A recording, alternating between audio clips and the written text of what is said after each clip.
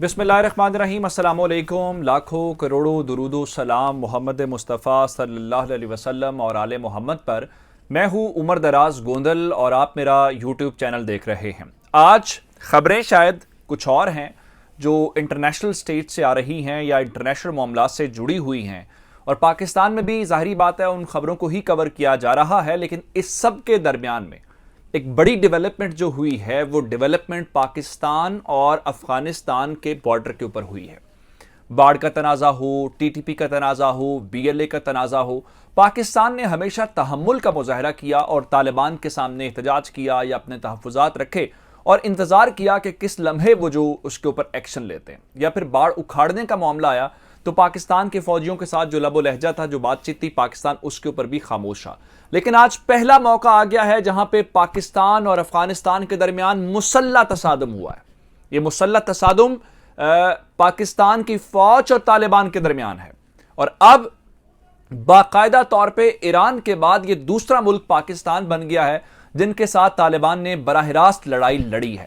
लेकिन ऐसा हो नहीं सकता कि तालिबान लड़ाई लड़ें और फिर उनको सबक न सिखाया जाए। आज पाकिस्तान की जानिब से यह बताया गया है कि आपने हमारे सब्र तहम्मुल को गलत तौर पे कैलकुलेट किया है। पाकिस्तान ने जो कंधार या चमन के दरमियान का हमारा स्पिन बोल्दक वाला जो ये वहां पे बॉर्डर क्रॉसिंग है, चमन बॉर्डर क्रॉसिंग जिसको हम कहते हैं, वहां के ऊपर जो बराह रास्त तसादुम है उसके अंदर काफी ज्यादा लोग तालिबान के मारे गए हैं, दर्जनों की तादाद में जख्मी हैं, और हमला करने के बाद अब वो कह रहे थे जी सिविलियंस मारे गए हैं। वहां पे मुख्तलिफ लोग क्या बता रहे हैं, इस वक्त ऑन ग्राउंड सिचुएशन क्या है, और फिर ये लड़ाई शुरू हुई आज क्यों है। आज तो बाढ़ का तनाजा भी नहीं था, बाढ़ के तनाजे के ऊपर भी खामोशी इख्तियार कर ली गई है। और फिर आखिर में मैं आपको बताऊंगा कि तालिबान पाकिस्तान की जानिब से तो इस सारे मामले के ऊपर जैसे पहले भी खामोशी थी, अभी तक भी खामोशी है, लेकिन तालिबान की जानिब से सरकारी मौक़िफ़ आ गया है और तालिबान को थोड़ा अंदाजा हुआ है सरकारी मौक़िफ़ में उन्होंने पाकिस्तान के बारे में क्या कहा है। ये तमाम डिटेल्स आपको इस वीडियो के अंदर मिलेंगी। लेकिन अगर आपने अभी तक चैनल सब्सक्राइब नहीं किया और आप चाहते हैं कि आपको मुस्तनद और बर वक्त खबरें मिलती रहें तो हमारा चैनल सब्सक्राइब कर लीजिए, बेल आइकन के ऊपर क्लिक कर लीजिए ताकि हमारी आइंदा आने वाली वीडियोस बर वक्त आप तक पहुंच रहे। अफगानिस्तान का मामला इंपॉर्टेंट है, पाकिस्तान के लिए हो या इस पूरे रीजन के लिए। उसमें सेंट्रल एशियन स्टेट्स हों, साउथ एशियन स्टेट्स हों, सब के लिए कहीं ना कहीं अफगानिस्तान का एक इम्पैक्ट है। आप उसकी इंपॉर्टेंस का अंदाजा इसलिए लगा लें कि आज पाकिस्तान के प्राइम मिनिस्टर और रशियन प्रेसिडेंट के दरमियान किसी भी लेवल के ऊपर जो हाईएस्ट डिग्निटरीज के लेवल के ऊपर अगर मुलाकात हुई तो 23 साल के बाद मुलाकात के अंदर ऐसा नहीं हुआ कि हम अफगानिस्तान को स्किप कर दें। अफगानिस्तान के मैटर के ऊपर आज भी दोनों ममालिक के दरमियान बातचीत हुई है, और इस सारी सूरत हाल के दौरान आपको खबरें इमरान खान की यूक्रेन की मिल रही होंगी। लेकिन मैं आपको बताना यह चाहता हूं कि पाकिस्तान और अफगानिस्तान के दरमियान आज पहला बाज़ाब्ता मुसल्ला तसादुम हो गया है। अगस्त के महीने में तालिबान की हुकूमत आई, पाकिस्तान सबसे बड़ा उनका सपोर्टर था और स्टिल है।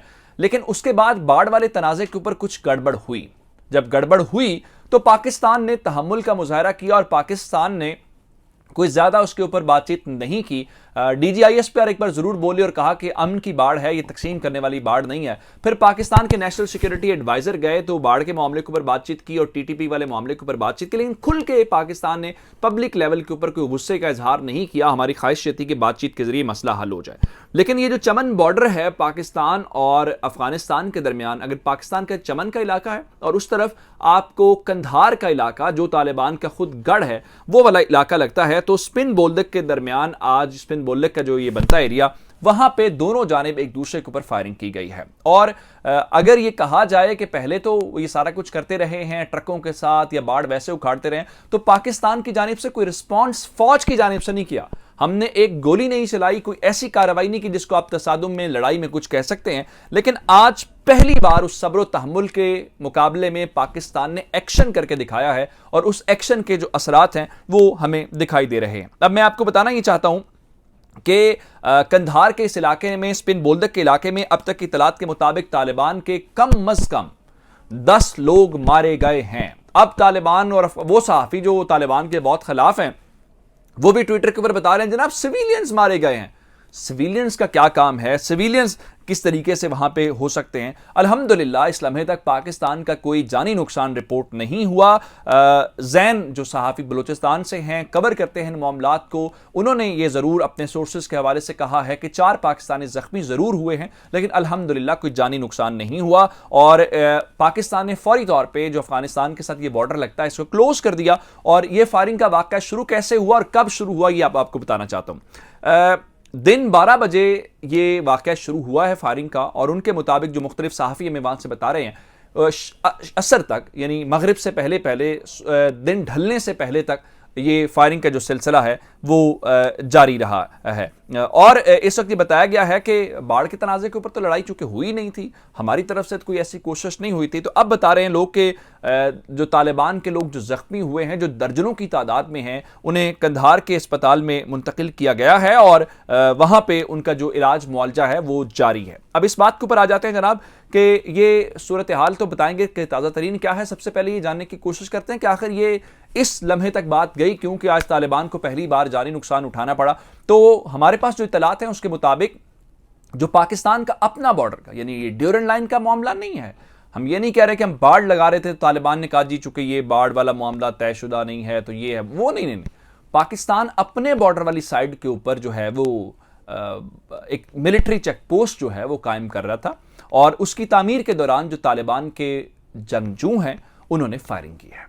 जब उन्होंने फायरिंग की है तो फिर पाकिस्तान ने रिटेलिएट किया है, और रिटेलिएट करने के जवाब में फिर जो उनके साथ हुआ है वो मैंने आपको बता दिया है कि 10 लोगों की इस वक्त हमारे पास खबर है कि उनके लोग जो हैं वो मारे गए हैं। अब उसके बाद कुछ जो वीडियोस और जो तस्वीर और जो खबरें वहाँ से आ रही हैं, जो फ्रेश अपडेट्स हमारे पास हैं वो ये हैं कि तालिबान ने वहाँ पे ताज़ा दस्ते मंगवाए हैं और उनके दस्ते आते हुए देखे गए हैं, और उसके बाद जो है जो बख्तरबंद गाड़ियां हैं, जो टैंक्स हैं और उनकी जो दीगर गाड़ियों के अंदर मुसल्ला लोग हैं वो बॉर्डर की तरफ आते हुए देखे गए हैं, जिसका मतलब ये है कि इन्होंने वहाँ पे इजाफी नफरी या इजाफी फ़ौज जो है वो बुला लिया। अफ़गानिस्तान के जो सहाफ़ी हैं वो बता रहे हैं कि फायरिंग का जो सिलसिला है वो वक्फे से जारी है और कहीं ना कहीं जो फायरिंग है वो होती हुई दिखाई दे रही है, लेकिन ओवरऑल अब सूरत हाल पहले से बेहतर है। अब आते हैं कि पाकिस्तान की जानिब से इस लम्हे तक इसके ऊपर कोई ऑफिशियल वर्ड्स नहीं आए। पाकिस्तान खामोश है कि आया फायरिंग का वाक़या पेश आया या नहीं आया।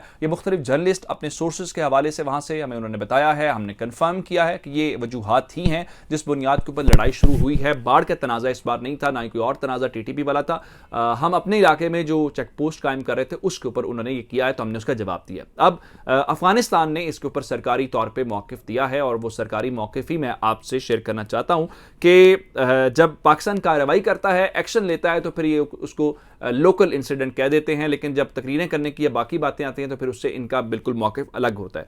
ज़बीला मुजाहिद साहब जो हैं जी, तालिबान के तर्जुमान भी हैं, उन्होंने आपसे थोड़ी देर पहले ही ट्वीट किया है और उस ट्वीट के अंदर उन्होंने बताया है कि मकामी सतह के ऊपर एक इंसिडेंट हुआ है, एक वाक़या हुआ है, और इस वाक़े के बाद उनके मुताबिक जो है वो दोनों तरफ की क़यादत का राब्ता फौरी तौर पे हुआ है, और दोनों तरफ की जो जब क़यादत को इन्फॉर्म किया गया है तो अब उनके मुताबिक सिचुएशन इज़ अंडर कंट्रोल, यानी सूरत हाल मुकम्मल जो है वो कंट्रोल और वो इस तरह की परेशानी वाली कोई बात नहीं है। लेकिन उन्होंने इस अपने ट्वीट के अंदर जो है ये कहा है कि बदकिस्मती से जो पाकिस्तान के फ़ौजी हैं, जो पाकिस्तान के लोग वहाँ पर डिप्लॉयड हैं, उनकी जानिब से फायरिंग की गई। हालांकि पाकिस्तान को वहाँ फायरिंग करने की क्या वजह समझ आती है, पाकिस्तान फायरिंग क्यों करेगा, एक बात है। उसके बाद अगर पाकिस्तान ने ये काम किया है तो उसी ट्वीट के अंदर जो है ज़बीला मुजाहिद साहब ये बताते हुए नजर आ रहे हैं कि उन्होंने एक कमेटी तश्कील दे दी गई है जो थॉरो इन्वेस्टिगेशन करेगी और ये देखेगी कि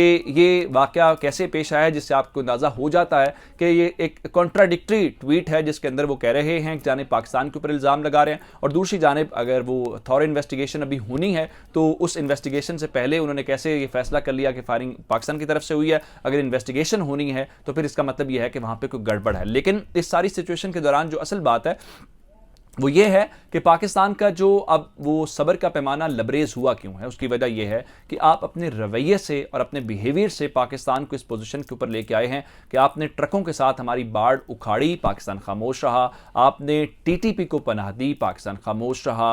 आपने बीएलए को पनाह दी, पाकिस्तान खामोश रहा। लेकिन आखिर पाकिस्तान कब तक खामोश रहता? जल्द या बदेर ये कार्रवाई होनी ही होनी थी और ये कार्रवाई अब हो गई है। तो जाहिर बात है तालिबान को खुद भी इसके ऊपर सोचना चाहिए।